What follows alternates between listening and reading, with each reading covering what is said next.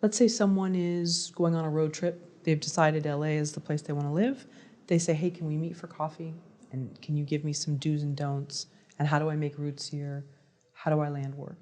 I think that for someone moving here, the advice I would give them, I'd give them two pieces of advice. The first one would be, don't break the bank with where you choose to live. Your day-to-day life, make sure that you're living within your means and that your savings, which hopefully you're moving here with, you can extend as long as possible.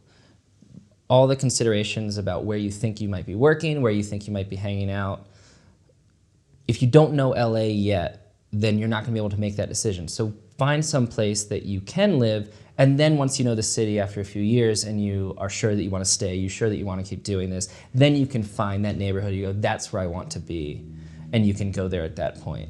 That'd be the first piece of advice. The second piece of advice would be really to take stock in your own network, who you can meet or who you know that can help you meet someone, but also take stock in yourself and where your strengths are and where your weaknesses are as a person, as a professional, and really think about how you are going to first navigate the industry.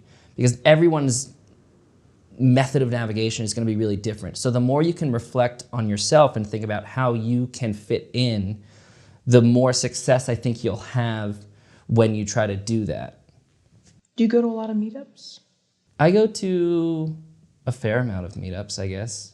I co-host sort of a monthly one with a friend. Oh. And doing what? We just meet up and we just basically pick a place and time and say, if you're a writer or you're interested in writing, if you know, really anyone is welcome. We're writers, we want to hang out. If that sounds fun to you, you can attend to. You don't have to be a writer, you can just show up. And the first one got way bigger than we thought it would be. And so as we continue to host them, we have to make sure that we're places that have the space for it, because there's something, I think, really freeing about writers meeting up to hang out with other writers, because I'm not necessarily going to get a job directly from you, maybe partially through you because you know someone or something like that, but no one feels like they're there to sell or be sold to someone. So we can just kind of meet up and talk shop together and commiserate about just this common situation that we all find ourselves in.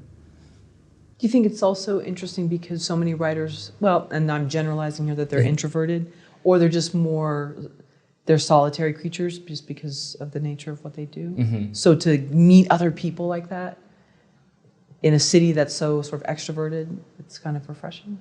Yeah, I think that's also been a big part of it. And what I always tell people at these meetups is just never worry about talking about yourself. Just approach someone and don't even ask them about them, ask them about their project. Ask a writer about their project and they'll just start talking to you because that's the thing that they love. And so you can really get people to open up by just saying, hey, what are you working on right now? Or I saw that thing that you wrote, tell me more about that. And I think a lot of the introverted writers, particularly us feature writers, who tend to live a more isolated lifestyle, are willing to open up a lot more when you're just like, okay, I don't have to talk about me, I have to talk about my story. Cool. Right, and there's no like qualifiers. We're not like judging like, oh, what category does this person fit in? It's just tell me about your project. I like that. That's like a safe question. Yeah, well, and it's funny because everyone prepares their pitches for when that executive, they get in the elevator with them and, oh, you're a writer? What's your project? And everyone gets all nervous. But as soon as another writer says, tell me about your project, and you know that, well, they're not gonna buy your project, they can't buy your project because there's another writer. And everyone's pitches get way better when they're talking to someone where there's no pressure. And so you say, tell me about your project. And they go, well, it's a story about this. And they get really animated and they give the best pitch of their lives because it's relaxed and they're just talking to someone else who's just like them. That's really cool. So it's just like dinner and drinks and everybody hangs out and just talks about their projects and being a writer. And yeah.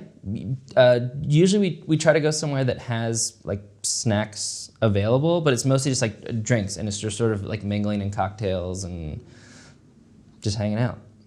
Cool. And then on Twitter, it looks like you've built a strong community there. Yeah, and that's where I usually get the word out about whatever sort of meetups or mixers I'm trying to put together.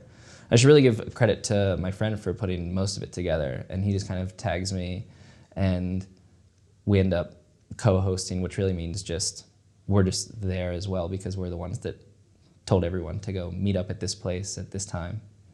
Was that something you did back home, or is this sort of the new David coming here? No, that was not something I did back home. I think if I was left to my own devices, I would probably stay in and read a book.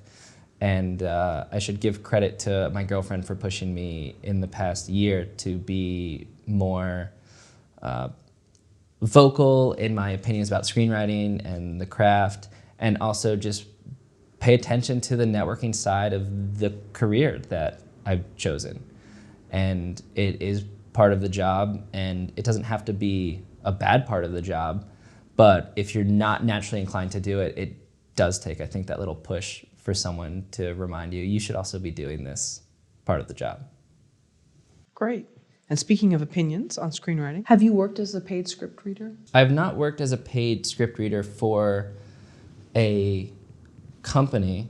I've interned at two places where I was a reader and I would provide coverage, but I do private work for clients for reading work, and I give notes and calls and line edits as well.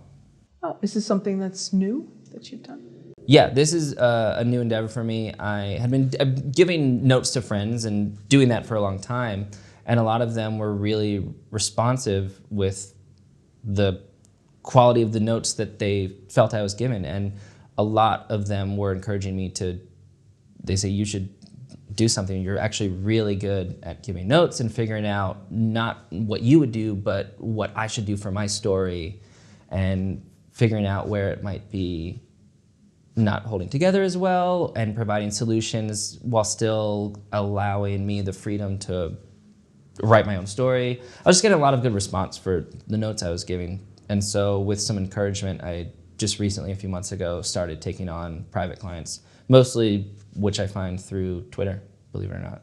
Great.